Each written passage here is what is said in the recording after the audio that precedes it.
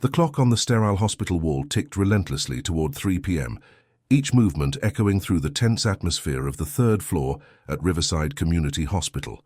Dr. Ellen Reed stood before the nursing station, her normally steady hands trembling slightly as she reviewed the final paperwork.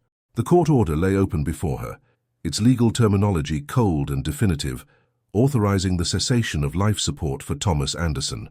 Outside, dark clouds gathered, promising an early autumn storm, while inside the hospital's hushed corridors, staff moved with the weighted knowledge of what was about to occur.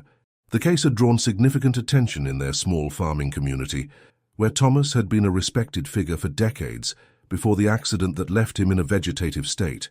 Mary Wilson, the head nurse who had cared for Thomas for the past 8 months, methodically prepared the necessary medications, her movements mechanical, but her eyes betraying the emotional toll of the day.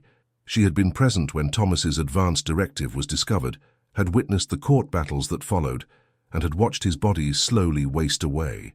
Despite their best efforts, the document was clear. Thomas had explicitly stated he never wanted to be kept alive by machines if there was no hope for recovery. The neurological tests had confirmed repeatedly and conclusively that higher brain function had ceased, yet something about today felt different, unsettling, as if the air itself was charged with an inexplicable tension that had nothing to do with the approaching storm down in the hospital parking lot. Thomas's estranged son David sat in his truck, gripping the steering wheel until his knuckles turned white. He had driven through the night from Chicago, torn between his respect for his father's wishes and the crushing weight of finality. The last conversation they had shared 8 months ago had ended in bitter argument about the future of the family farm. Now, watching the storm clouds gather above the hospital, David struggled with the realization that some wounds would never have the chance to heal. The wind picked up, carrying with it the scent of rain, and oddly, the distinct smell of wet wool that reminded him of his childhood days helping with the shearing. Behind him, the first drops of rain began to fall on the hospital's metal roof. In room 312, Thomas Anderson lay still, the rhythmic hum of machines marking the artificial continuation of his life. The ventilator pushed air into his lungs with mechanical precision, while monitors displayed the steady, unchanging patterns of his vital signs. Through the window, lightning illuminated his gaunt face, once weathered and strong from years of farming, now hollow and unresponsive. The room was filled with the impersonal equipment that had sustained him, yet beneath this medical facade lay a lifetime of stories, relationships and secrets that no one in the hospital knew. A framed photograph on the bedside table showed a younger Thomas standing proudly beside his prized flock, his face beaming with a vitality that seemed from another world entirely. The image was now coated with a thin layer of dust, much like the memories it represented. At precisely 2:45 p.m., Sarah Cooper, the hospital's social worker, began gathering the necessary witnesses required for the procedure. The hospital chaplain arrived, his collar starched and tight against his neck, prayer book in hand. Dr. Reed made her final notes in the chart, each word carefully chosen for the medical record that would document this sanctioned end of life. The storm outside intensified, rain now pelting against the windows with increasing force. None of them could have anticipated what would happen in the next 15 minutes, how a simple farm animal would somehow find its way through the hospital's security, up 3 flights of stairs and directly to Thomas Anderson's room, setting in motion a chain of events that would challenge everything they thought they knew about life, death, and the mysteries that lie between. At exactly 2:47 p.m., chaos erupted in the hospital lobby. Security cameras captured the bizarre moment when a soaking wet sheep pushed through the automatic doors. Leaving muddy hoofprints across the recently polished floor, the security guard at the front desk, Ron Martinez, reached for his radio but hesitated, momentarily paralyzed by the surreal scene unfolding before him. The animal moved with purposeful determination, ignoring the startled gasps of patients and visitors. Its wool was thick and matted from the rain, water dripping onto the linoleum floors, creating a trail that would later prove crucial to understanding its incredible journey. Behind the front desk, phones began ringing as witnesses called to report the unusual intruder, but by then, the sheep had already disappeared into the stairwell. On the second floor, Dr. Emma Santos was explaining post-operative care to a patient's family when she heard the distinct sound of hooves on stairs. She stepped into the hallway, just in time to see a sheep ascending to the third floor. Its movements surprisingly graceful and deliberate. The young doctor blinked several times. Convinced she was hallucinating from too many double shifts, hospital protocol had never covered anything like this, and for a moment she stood frozen, unsure whether to raise an alarm or simply document this unprecedented event. The sheep paused briefly, looking back at her with startlingly intelligent eyes. Before continuing its ascent, Dr. Santos would later describe this moment in her incident report as an encounter that challenged everything I thought I knew about animal behavior. Meanwhile, in Thomas Anderson's room, the final preparations were underway. Dr. Reed was explaining the procedure to the assembled staff when the first sounds of commotion reached them from the hallway. Mary Wilson had just finished checking Thomas's vital signs one last time, a professional courtesy rather than medical necessity, given the unchanging patterns of the past months. David Anderson had finally made his way up from the parking lot, his clothes damp from the rain, and stood silently by his father's bedside. The chaplain had opened his prayer book, his voice a soft murmur against the sound of the storm outside. None of them was prepared for what happened next. The door, which had been partially closed, swung open with surprising force. The sheep entered room 312 with an air of authority that made even Dr. Reed step back. Time seemed to slow as the animal made its way directly to Thomas's bedside, ignoring the stunned hospital staff. Water dripped from its wool onto the sterile hospital floor, creating small puddles that reflected the fluorescent lights above. For a moment, nobody moved or spoke. The only sounds were the steady beep of monitors and the gentle patter of rain against the windows. Then, something extraordinary happened. The sheep pressed its muzzle against Thomas's hand, and for the first time in 8 months, the monitors showed a change. It was subtle at first, a slight increase in brain activity, a minor fluctuation in heart rate, but undeniable. Dr. Reed moved quickly to check the equipment. Certain there must be some malfunction, David Anderson was the first to recognize the sheep, his face draining of color as realization struck. "That's Hope," he whispered, his voice barely audible. "Dad's prize ewe, the one he hand-raised after her mother died in the storm 10 years ago." The sheep, Hope, had been more than just livestock. She had been Thomas's constant companion during his long days in the pastures. The animal's presence in this sterile hospital room seemed impossible, yet somehow perfectly fitting. As security personnel finally arrived at the door, breathless and uncertain, Dr. Reed held up her hand to stop them. Something was happening to Thomas's vital signs, something that defied medical explanation. The scheduled procedure, so carefully planned and legally sanctioned, would have to wait. None of them could have predicted that this was only the beginning of a series of events that would challenge the boundaries between life, death, and the profound mystery of consciousness. Dr. Reed's fingers flew across the keyboard as she documented the unprecedented changes in Thomas's vital signs. The monitors displayed patterns she hadn't seen in 8 months of caring for him. Subtle but distinct variations in brain activity, heart rate and blood pressure. The ventilator's rhythm remained steady, but Thomas's body seemed to be responding to it differently, almost as if fighting against its mechanical precision. Around the bed, medical staff huddled over tablets and charts, comparing readings and questioning everything they thought they knew about persistent, vegetative states. Hope remained steadfast at Thomas's side, her presence creating an almost palpable energy in the room. The storm outside had intensified, but within room 312 a different kind of atmospheric pressure was building. David Anderson sank into the visitor's chair, his mind racing through memories he'd tried to forget. "The night before Dad's accident," he began, his voice thick with emotion, "he called me about Hope, said she'd been acting strange, refusing to eat, pacing the fence line. I dismissed it as Dad being Dad. You know, always attributing human characteristics to his animals." Mary Wilson paused in her documentation to listen, recognizing the importance of this revelation. The next morning they found him in the north pasture, just a few feet from where Hope was standing guard over him. The implications of this connection hung heavy in the air as the medical team exchanged glances, their scientific training warring with the inexplicable scene unfolding before them. Outside the room, a small crowd of hospital staff had gathered, drawn by the spreading news of the extraordinary event. Security Chief Mike Parker arrived with animal control on speed dial, but one look from Dr. Reed stopped him from making the call. "We need to understand what's happening here," she declared.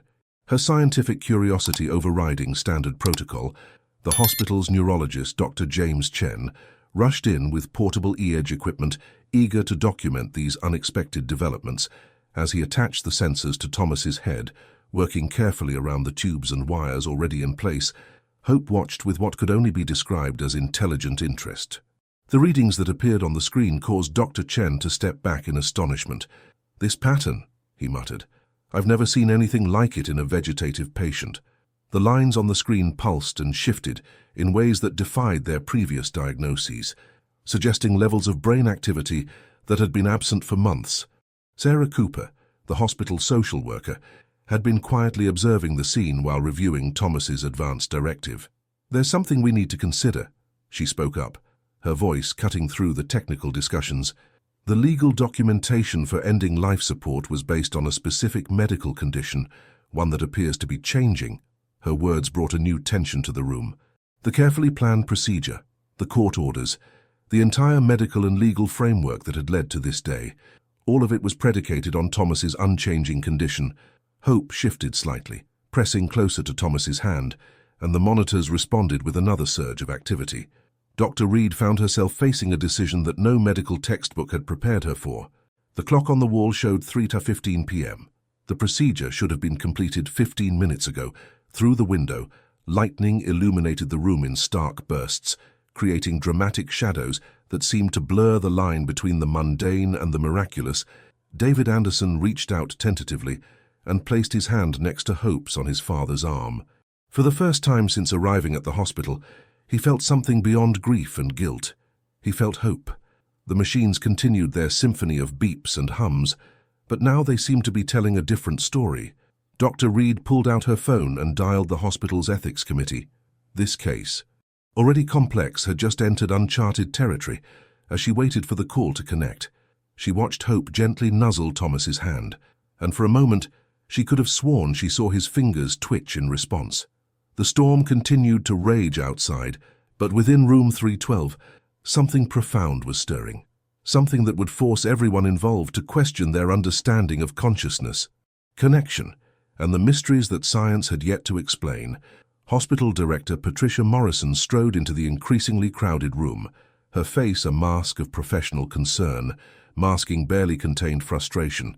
She'd been in the middle of a board meeting when the calls started coming in about a sheep in the ICU. The sight that greeted her stopped her rehearsed speech about protocol violations dead in her throat. Thomas Anderson's monitors displayed activity patterns that contradicted months of medical documentation, while Hope stood serenely by his bedside as if she'd always belonged there. Dr. Reed quickly briefed her on the situation, her voice low and measured, emphasizing the unprecedented nature of the changes they were witnessing. Morrison's administrative concerns began to shift from liability issues to the realization that her hospital might be witnessing something extraordinary. While the medical team huddled with Director Morrison, David Anderson found himself sharing stories he'd never told anyone. "Dad used to say Hope was different from the day she was born," he explained to Sarah Cooper, who was carefully documenting everything. "She would wait by the gate every morning until he came out to the fields, if he was late. She'd start making this unusual sound, not a normal bleat, but almost like she was calling him." Mary Wilson, checking Thomas's vital signs for the 100th time that hour, found herself drawn into the conversation. "During his first week here," she added, "I could have sworn I heard sheep sounds outside his window. But when I looked, there was nothing there. We're on the 3rd floor, so I convinced myself I was imagining things." The two stories hung in the air, creating connections that no one was quite ready to articulate. Dr. Chen's rapid typing filled the room as he documented the continuing changes in Thomas's brain activity. The patterns were unlike anything in his 20 years of neurological practice, not quite consciousness as they understood it, but far from the flat line of vegetation they'd seen for months. More intriguing were the correlations between Hope's movements and spikes in Thomas's neural activity, every time the sheep shifted position or made contact with Thomas. The monitors responded. The neurologist had already called several colleagues, his excitement barely contained as he described the readings. In the corner, the hospital chaplain sat quietly, his prayer book closed on his lap, watching the scene with thoughtful eyes. The boundaries between science and something more profound were becoming increasingly blurred. A junior nurse burst into the room with a discovery that added another layer to the unfolding mystery. She'd been reviewing security footage, trying to understand how Hope had entered the hospital, when she found something remarkable. The cameras showed the sheep navigating the hospital's corridors with impossible precision, bypassing busy areas and choosing the exact route that would lead to Thomas's room. More incredibly, timestamps revealed that Hope had arrived at precisely 2:47 p.m., the exact minute that Thomas's advance directive had specified for the procedure to begin. Director Morrison watched the footage on the nurse's tablet. Her administrative mindset struggling to process the implications, the storm continued to rage outside. But within room 312, the atmosphere had transformed from one of ending to one of possibility. Dr. Reed found herself standing at a crossroads of medical ethics she'd never anticipated facing. The legal documents authorizing the end-of-life procedure were still valid, but the medical conditions they were based on had changed in ways that defied explanation. Hope remained steadfast, her presence both comforting and challenging to everyone's professional assumptions, as if sensing the weight of the moment. The sheep turned her head to meet Dr. Reed's gaze. Displaying an awareness that seemed impossible for her species, the doctor was reminded of something Thomas Anderson had written in his personal notes, which she'd reviewed that morning. Some connections transcend our understanding. The heart knows what science has yet to discover. The implications of those words were now playing out in ways no one could have predicted, forcing everyone in that room to question not just their immediate decisions, but their entire understanding of consciousness, connection, and the mysteries that lay between life and death. The ethics committee convened an emergency meeting in the conference room down the hall, but their usual procedures seemed inadequate for the situation at hand. Dr. Reed presented the new medical data, while Director Morrison fielded increasingly urgent calls from the hospital board. The law was clear about advance directives, but no legal framework existed for addressing apparent medical miracles. Through the conference room windows, they could see the growing crowd of staff and visitors in the hallway. All drawn by the incredible story spreading through the hospital, the committee members, typically confident in their decision-making protocols, found themselves in uncharted territory. Dr. Chen's latest neurological readings were projected on the wall. The unexpected patterns, a stark contradiction to everything their medical training had taught them about irreversible conditions. Back in room 312, David Anderson had begun going through his father's phone, which had been stored with his personal effects since the accident. What he found made his hands shake. The day before the accident, Thomas had recorded several voice notes, something he'd never done before, playing them now. Thomas's voice filled the room, strong and urgent. "Something's wrong with the north pasture fence. Hope won't stop alerting. Need to check it first thing." Another recording, time-stamped just hours before he was found. "Hope's still agitated. Never seen her like this. Going to check it now while there's still light." Mary Wilson watched as David's face went pale. The implications of these recordings beginning to sink in. The story of Thomas's accident was starting to take on new dimensions, revealing a truth that had been hidden for 8 months. Sarah Cooper took the initiative to track down the first responders who had found Thomas that day. The paramedics' report contained details that had seemed insignificant at the time, but now carried new weight. Hope had been found standing over Thomas's unconscious body, repeatedly butting against his chest in a way that, the paramedic noted, almost resembled CPR. She had initially resisted their attempts to reach him, only stepping aside when the medical team arrived. The report mentioned the unusual behavior, but focused on Thomas's condition. Now reading it again in light of current events, Sarah felt a chill run down her spine. She immediately shared this information with Dr. Reed, who was already building a case for postponing the end-of-life procedure. The storm outside had begun to ease, but the atmosphere within the hospital remained charged with possibility. The situation took another unexpected turn when an elderly farmer arrived. Having heard the news through the community grapevine, he introduced himself as George Miller, Thomas's closest neighbor, and shared a story that caught everyone's attention. For weeks before the accident, he explained, his weathered hands gripping his hat, Thomas had been talking about Hope's strange behavior, said she kept trying to lead him to the north pasture fence. We all dismissed it as Thomas being overly attached to his animals, but the day after his accident, we found that section of fence had been damaged by rust, right where Hope had been trying to warn him. The room fell silent as this new piece of information settled in. Dr. Reed exchanged glances with Director Morrison, both women realizing that they were dealing with something far more complex than a simple case of animal instinct. In that moment, Thomas's monitors showed the strongest response yet, a clear pattern of neural activity that coincided with Miller's story. Dr. Chen rushed to document the readings, his excitement barely contained. Even Hope seemed to react, moving closer to Thomas's head and making a soft sound that seemed to resonate with the machine's beeping. The hospital chaplain, who had remained quietly observant throughout, finally spoke. "In all my years of ministry, I've learned that the divine often speaks through the most unexpected messengers." Director Morrison, despite her usual pragmatism, found herself nodding in agreement. The legal documents authorizing the end-of-life procedure suddenly seemed inadequate, mere paper barriers against something far more profound that was unfolding in room 312. As the afternoon light filtered through the clearing storm clouds, casting a golden glow across the scene, everyone present sensed that they were witnessing not just a medical anomaly, but a testament to a connection that transcended ordinary understanding. Deputy Sheriff Mark Rodriguez arrived at the hospital carrying a dusty evidence box from Thomas Anderson's accident investigation. 8 months ago, the case had seemed straightforward, a tragic farming accident now. Standing in the transformed atmosphere of room 312, he began unpacking items that suddenly held new significance.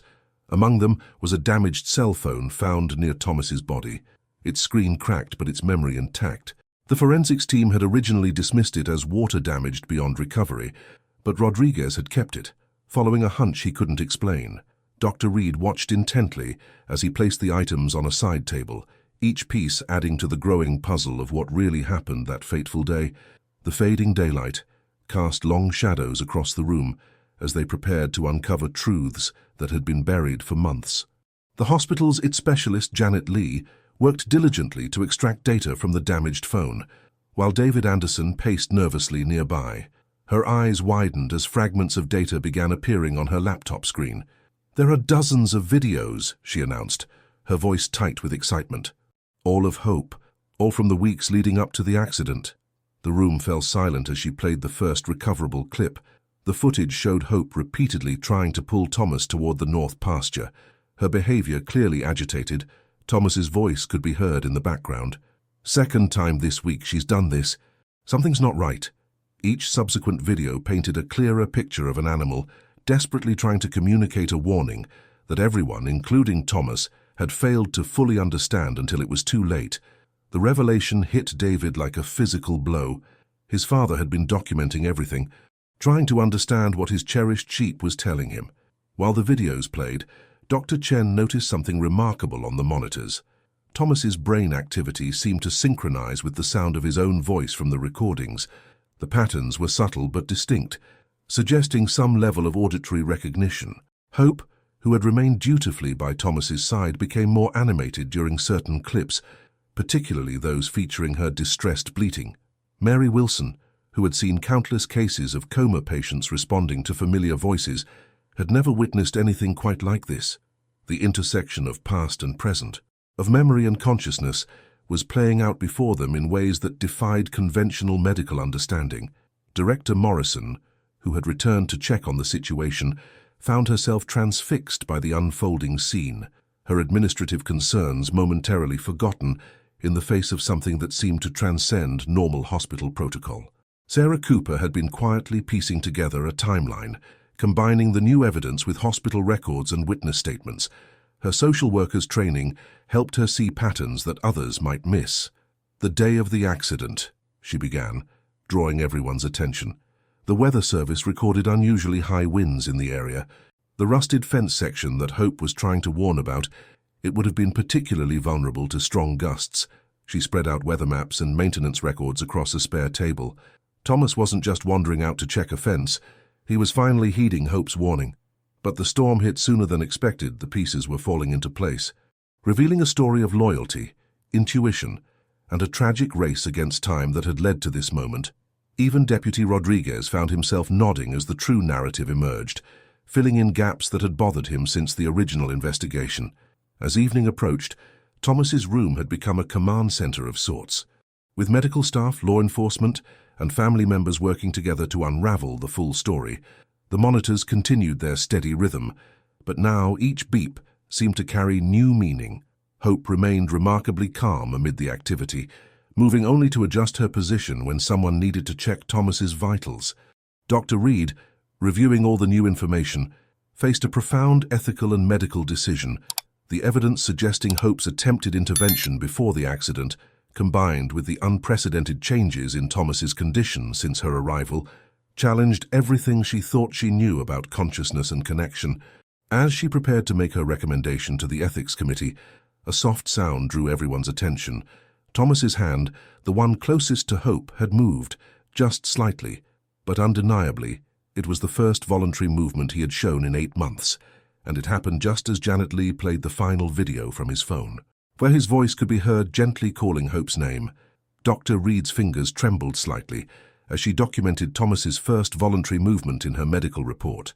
The significance of this moment wasn't lost on anyone in room 312. The once certain path toward end-of-life care had transformed into something entirely different. Dr. Chen quickly initiated a series of response tests, his movements deliberate and focused, as he worked around Hope, who remained steadfastly at her post. The neurologist's voice carried an unusual edge of excitement as he called out his observations, each small response from Thomas adding to a growing catalogue of impossible changes. The sunset painted the room in shades of amber, its warm light a stark contrast to the clinical setting where life and death had hung in perfect balance just hours before. Mary Wilson noticed it first, a pattern in Thomas's responses that corresponded with Hope's movements each time the sheep shifted position or made that peculiar soft sound. Thomas's readings would spike in predictable ways.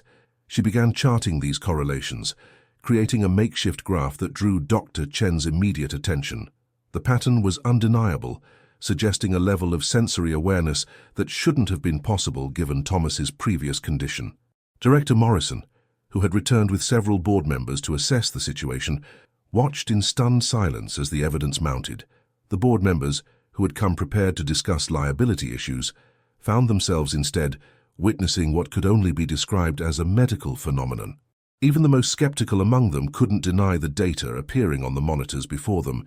David Anderson sat with Deputy Rodriguez, reviewing the last few minutes of footage recovered from his father's phone. The final video ended abruptly, presumably when Thomas reached the fence line, but the audio continued for several more seconds. Through the static and wind noise, they could make out Hope's distressed bleating, followed by the sound of metal groaning. "He must have seen the fence starting to give way," David whispered, his voice thick with emotion. "He was trying to secure it before the storm hit full force." The deputy nodded. Adding these crucial details to his updated report, the timeline of tragedy was becoming clearer, but so was the extraordinary bond between Thomas and the animal who had tried to prevent it. Sarah Cooper, who had been quietly observing, began to understand why Hope's presence now seemed to be having such a profound effect on Thomas's recovery. As night began to fall, the hospital staff prepared for their shift change, but no one assigned to room 312 wanted to leave. They had become part of something extraordinary, something that defied medical textbooks and hospital protocols. Dr. Reed found herself facing a decision that would define her career, whether to officially halt all end-of-life proceedings and document this as a case of unexpected recovery. The legal implications were daunting, but the ethical clarity was crystalline. Thomas's latest neural scans showed activity in regions that had been dormant for months, and his responses, though subtle, were becoming more frequent and purposeful. Hope, as if sensing the importance of the moment, pressed her muzzle gently against Thomas's hand. In that instant, monitors recorded the strongest response yet, a clear, sustained pattern of neural activity, accompanied by slight but distinct finger movements.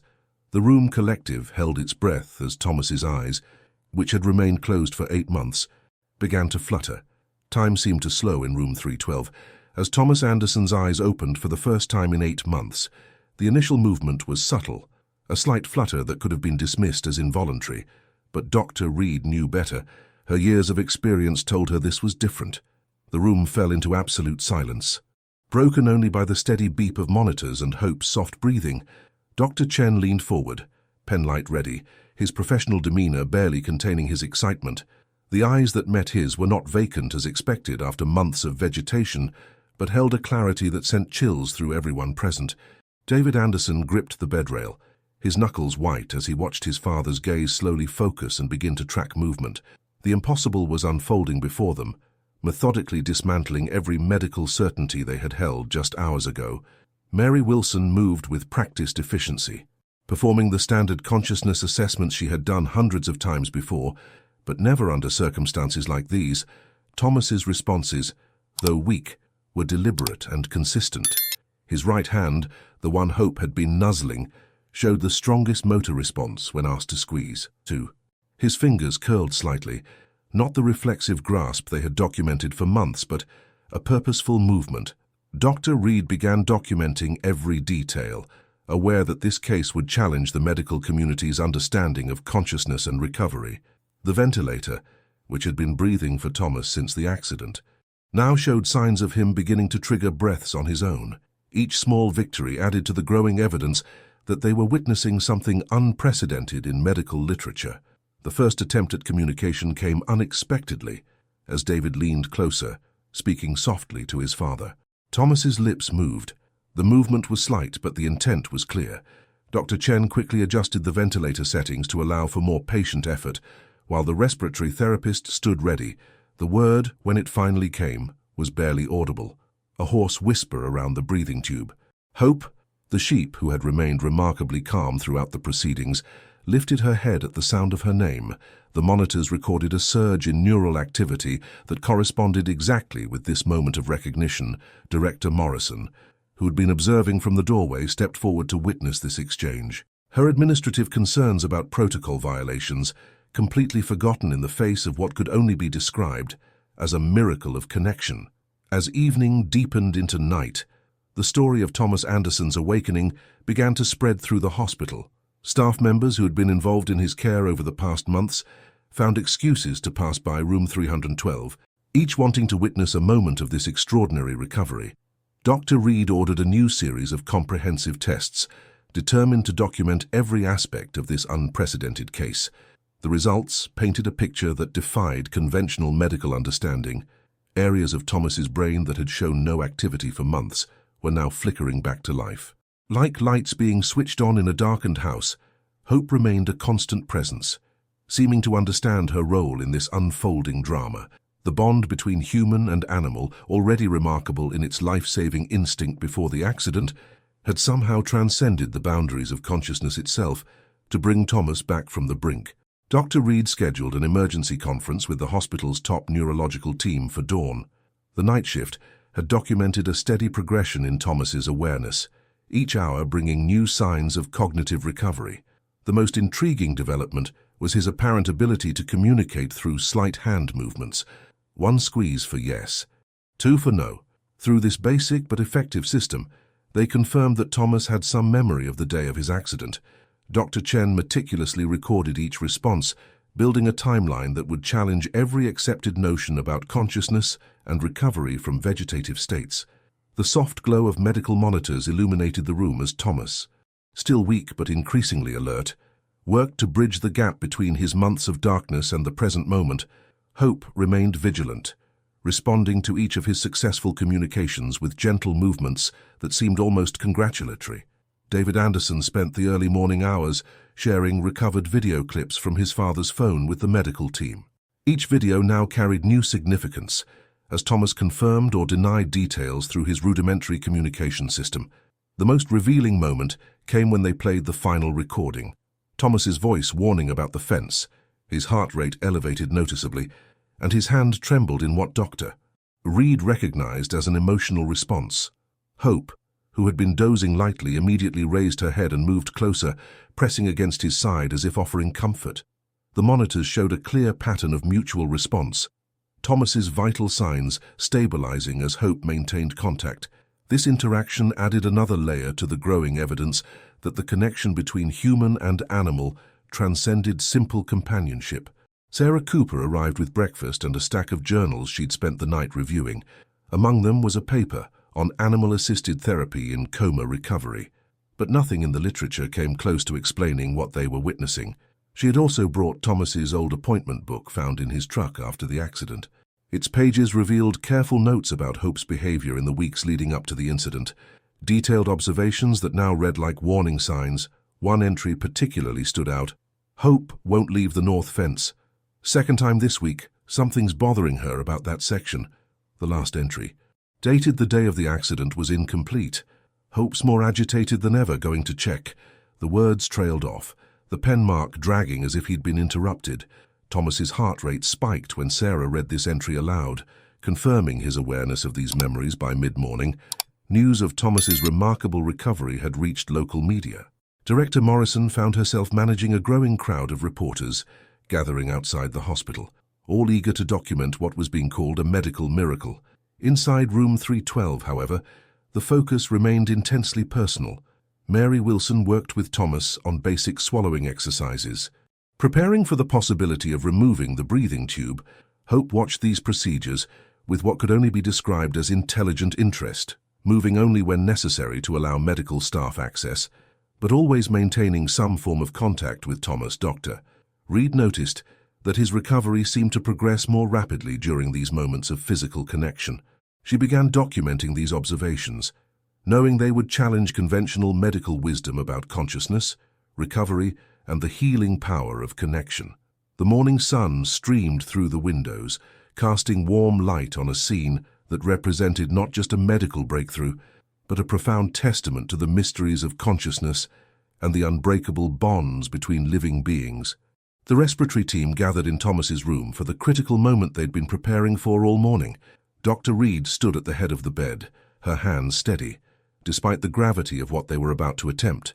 After a series of promising breathing trials, they had decided to remove Thomas's ventilator tube. The procedure carried risks, but Thomas's increasing strength and determination made it a calculated one. Hope, seemingly sensing the importance of the moment, had positioned herself at the foot of the bed, her eyes fixed on Thomas with an intensity that made even the most skeptical staff members pause. David Anderson held his father's hand while Dr. Chen monitored neural activity. The room held its breath as Dr. Reed began the delicate process of extubation. The first, unassisted breath was shallow but deliberate. The second came stronger, and by the third, Thomas had established a rhythm that made the medical team exchange optimistic glances. Mary Wilson carefully swabbed his mouth with water, her experienced hands gentle as she helped him through these first moments of respiratory independence. The monitors showed strong oxygen saturation levels, each breath stronger than the last. Then, in a moment that would be forever etched in everyone's memory, Thomas Anderson spoke his first clear words in 8 months. Hope knew. His voice was hoarse from months of disuse, but the words were unmistakable. David's eyes filled with tears as his father's gaze met his, carrying 8 months of unspoken emotions in that single look. Even Dr. Reed found herself blinking back tears as she documented this milestone in Thomas's recovery. Hope's response to Thomas's voice was immediate and profound. She moved to the head of the bed, touching her nose gently to his hand, and for the first time since entering the hospital, she made a soft, bleating sound. The monitors recorded a surge of neural activity in Thomas's brain, and his vital signs showed a pattern of response that Dr. Chen immediately began documenting. She tried, Thomas continued, each word a victory over months of silence, to warn me. Sarah Cooper quickly retrieved her notebook, ready to record every precious word of this revelation. The story that emerged, though halting and fragmented, began to fill in the crucial gaps in their understanding of that fateful day.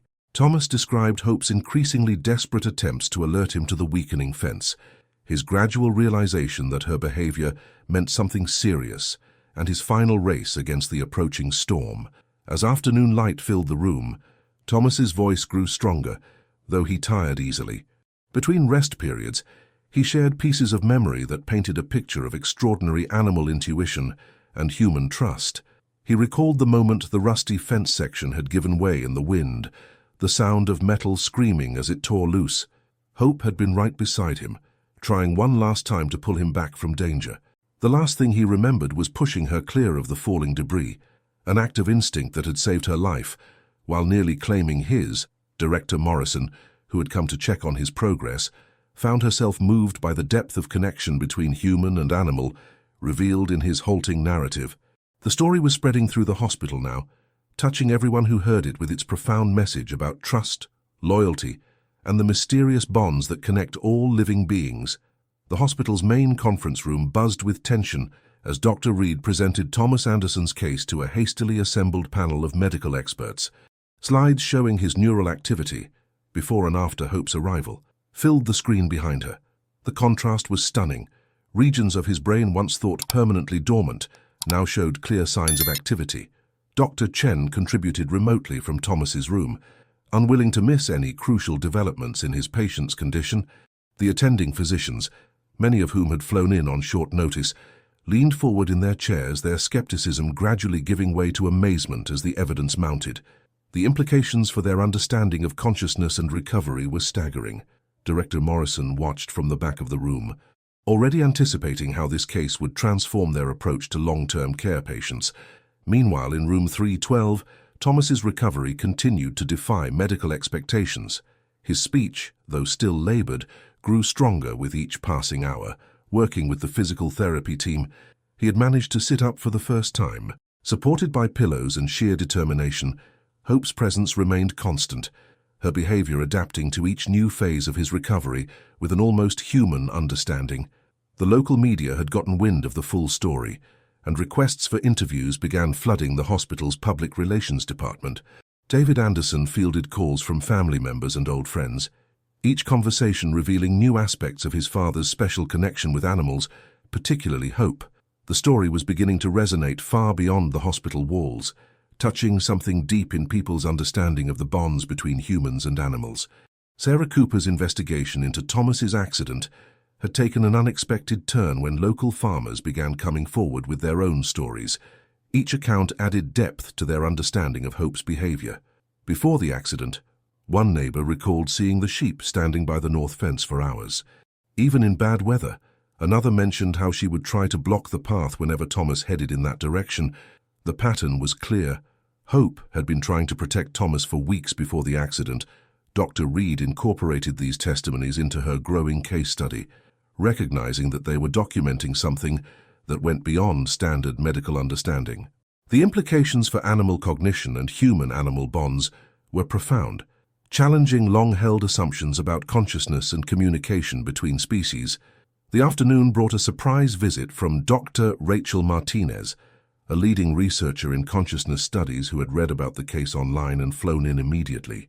As she observed Thomas's interactions with Hope, her excitement was palpable. "We've theorized about the depths of animal consciousness," she explained to Dr. Reed, "but this case provides unprecedented documentation of something we've only speculated about." They watched as Hope adjusted her position to help Thomas reach for a cup of water. The coordination between human and animal so natural it seemed choreographed. The monitors continued to show strong correlation between their interactions and Thomas's neural activity, suggesting a level of connection that defied current scientific understanding. Director Morrison, overhearing this discussion, began to envision a new research program, one that could transform their understanding of consciousness, recovery, and the healing power of human-animal bonds. Thomas's therapy sessions had become a subject of intense study as medical professionals from various disciplines gathered to observe something unprecedented in their fields. The connection between him and Hope during these sessions defied conventional explanation. When fatigue would set in during physical therapy, Hope would move closer, and Thomas's endurance would visibly improve. Dr. Martinez documented each instance, noting how the sheep seemed to anticipate his needs moments before they became apparent to the medical staff. The physical therapist had learned to watch Hope's behavior as an indicator of Thomas's limits. When she became restless, it usually meant Thomas was pushing too hard. This intuitive understanding between human and animal was reshaping their approach to recovery therapy. Even the most skeptical observers couldn't deny the tangible results of this extraordinary partnership. David Anderson spent his afternoon sorting through years of his father's journals. Discovered in a dusty box in the barn, the writings revealed a deep understanding of animal behavior that went beyond simple farming experience. Pages filled with observations about individual sheep, their personalities, their habits. But Hope's name appeared more frequently than any other. One entry from years ago stood out. "Hope's different. She sees things others miss. Sometimes I think she understands more than any of us know."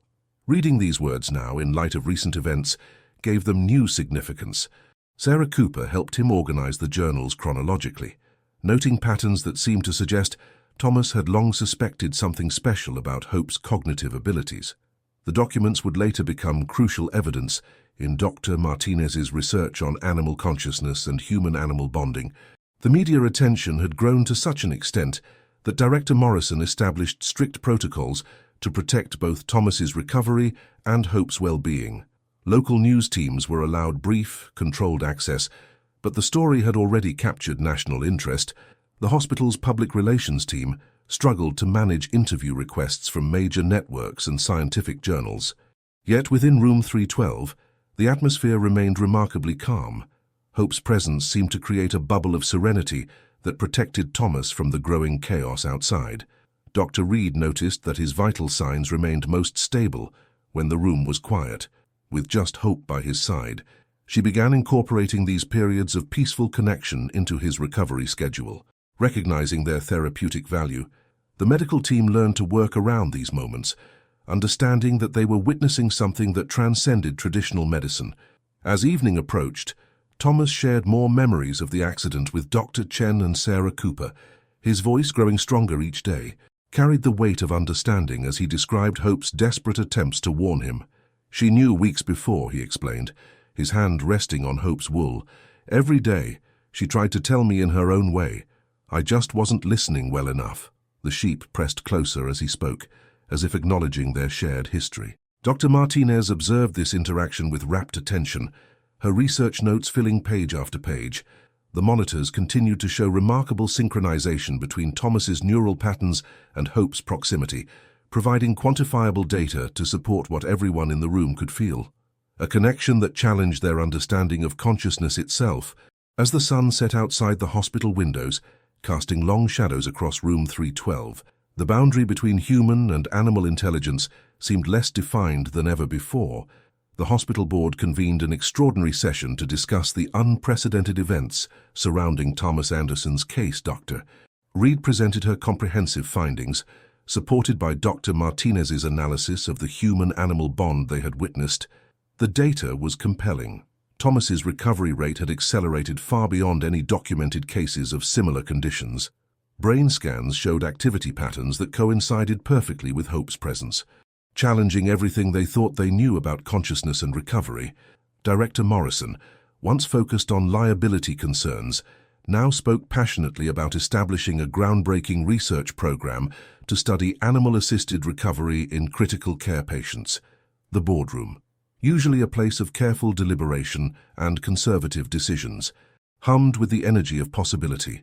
Even the most pragmatic members found themselves moved by the implications of what they had witnessed. Down in room 312, Thomas worked with his speech therapist while Hope watched attentively.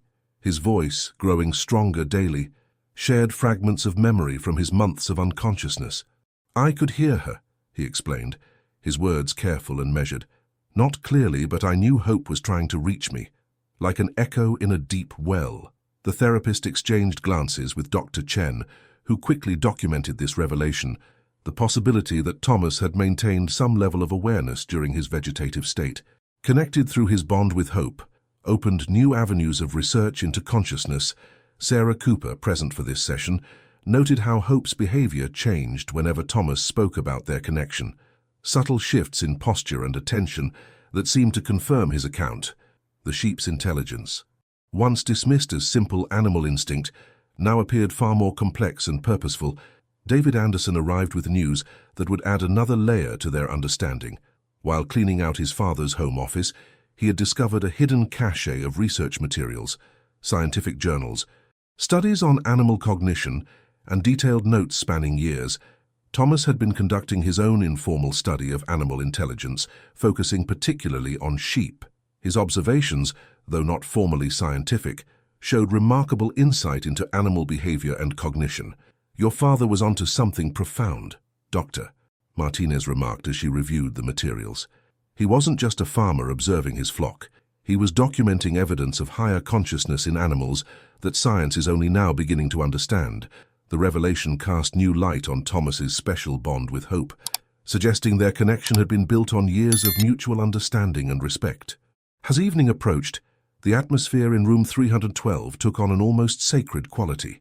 The day's medical staff, before ending their shifts, found themselves drawn to witness the quiet interaction between Thomas and Hope. In these peaceful moments, the boundary between human and animal seemed to dissolve, Replaced by something more fundamental and true, Dr. Reed, completing her final rounds, paused to observe their silent communion. The monitors showed strong, stable vital signs, but the numbers seemed inadequate to capture the depth of healing taking place. Outside the window, the sun set on another day of recovery, its golden light illuminating a scene that would forever change how those present understood the capacity for connection between all living beings. Thomas, his hand resting gently on Hope's wool, looked more at peace than he had since awakening, as if finally accepting the profound truth of their unique bond. The morning brought a breakthrough that would transform their understanding of the entire incident. While reviewing security footage from neighboring farms, Deputy Rodriguez discovered something crucial. A camera from the Miller farm had captured distant images of the North pasture on the day of Thomas's accident. The grainy footage showed Hope's increasingly desperate attempts to prevent Thomas from approaching the fence, running back and forth, physically trying to block his path. But what caught everyone's attention was what happened next. As the fence began to give way in the violent wind, Hope had actually pushed Thomas. Attempting to knock him clear of the falling debris, the footage ended there, but it provided irrefutable evidence of deliberate, protective behavior that went far beyond animal instinct. Dr. Martinez watched the video multiple times, her hands shaking as she took notes. This was unprecedented documentation of animal cognition and protective behavior. Thomas's reaction to seeing the footage was profound. Sitting up in his hospital bed, supported by pillows and Hope's steady presence, he watched with tears streaming down his face. "She tried so hard to save me," he whispered, his voice thick with emotion. All those weeks of warning, and then in that final moment, Hope pressed closer to his side. As if responding to his distress, the monitors showed elevated activity in his brain's emotional centers, but his vital signs remained stable, steadied by Hope's presence. David Anderson, watching his father's response, finally understood the depth of the bond he had sometimes mocked as mere sentimentality. Dr. Reed documented everything, knowing that this moment of recognition and understanding would be crucial to their ongoing research into consciousness and connection. The room fell silent as they absorbed the full implications of what they were witnessing. Sarah Cooper had spent the morning interviewing farmers from neighboring properties, piecing together a larger pattern that had gone unnoticed. Other sheep owners reported similar instances of protective behavior from their flocks. Though none as dramatic as Hope's, a pattern emerged of animals showing awareness and concern that challenged traditional understanding of sheep cognition. Dr. Martinez incorporated these accounts into her growing research database, seeing in them evidence of a level of consciousness that science had previously overlooked. The implications reached beyond just human-animal bonds into questions about the nature of consciousness itself. Director Morrison, reviewing the mounting evidence, began drafting proposals for a dedicated research center that would study these phenomena in depth. The hospital board, once skeptical, now voiced unanimous support for the initiative. As afternoon light filled room 312, Thomas shared a final revelation that brought everything full circle. "For the night before the accident," he began, his voice stronger now, "I had a dream about Hope. She was trying to tell me something, but in the dream, I could understand her perfectly. She was warning me about danger, about change coming on the wind." He paused, looking at the sheep who had saved his life and then brought him back from the brink of death. "I woke up knowing I had to check the fence, but I waited too long." Dr. Chen noted how Hope's attention intensified as Thomas spoke, her behavior suggesting a level of comprehension that defied conventional explanation.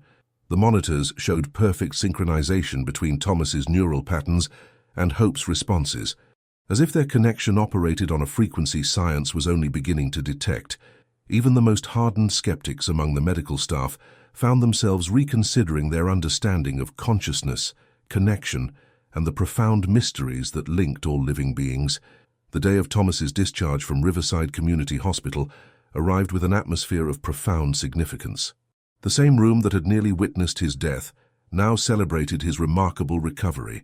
Dr. Reed completed the final paperwork while reflecting on the journey that had transformed not just one life, but an entire medical community's understanding of consciousness and healing. The morning sun streamed through the windows of room 312, illuminating a scene that would have seemed impossible just weeks ago. Thomas Anderson standing on his own feet, Hope at his side, ready to return home. The monitors that had once tracked his descent toward death now displayed the strong, steady rhythms of renewed life. Director Morrison had arranged for this final moment to be properly documented, understanding its historic significance for medical science. Outside the hospital, a small crowd had gathered. Medical staff, local farmers, researchers, and community members, all drawn by a story that had challenged their understanding of the bonds between humans and animals. Dr. Martinez was preparing to publish her initial findings. With Thomas and Hope's case as the centerpiece of a groundbreaking study on interspecies consciousness, the hospital board had approved the establishment of the Anderson Center for Human-Animal Connection, a research facility dedicated to exploring the frontiers of healing and consciousness. David Anderson stood by his father's side, no longer the skeptic who had arrived weeks ago to witness his father's planned passing, but a transformed man who had glimpsed profound truths about life, death, and the connections that transcend both. The moment that moved everyone to tears came when Thomas paused at the hospital entrance, turned to the assembled crowd, and spoke words that would be quoted in medical journals and research papers for years to come. "We think we understand consciousness because we can measure it, study it, define it in human terms," he said, his voice strong and clear. Hope pressed against his leg. "But true consciousness, true connection, true exists in spaces we're only beginning to comprehend. Hope didn't just save my life twice. She showed us that the boundaries we create between species are illusions, love, awareness, understanding. These don't recognize our human definitions." The silence that followed was broken only by the soft sound of Hope's gentle bleating. As if affirming his words, Dr. Reed found herself blinking back tears, remembering the day she had nearly proceeded with ending his life support. As Thomas and Hope stepped out into the sunshine together, followed by David and a small entourage of medical staff, the story seemed to come full circle. The sheep that had tried to prevent an accident had then invaded a hospital to prevent a death, and had ultimately helped guide a man back to life, had done more than just save one life. She had opened new frontiers in their understanding of consciousness, connection, and healing. Dr. Chen's final notes in Thomas's medical file would be studied by medical students for generations. In our pursuit of understanding consciousness, we often overlook the profound connections that exist beyond our scientific instruments. The Anderson case reminds us that healing, awareness, and the will to live operate on levels we are only beginning to understand. Back at the farm where this extraordinary journey had begun, a newly installed fence stood as a reminder that sometimes the most profound truths come from the most unexpected sources, and that wisdom can speak through any voice, even the gentle bleating of a sheep who refused to let go of her human companion.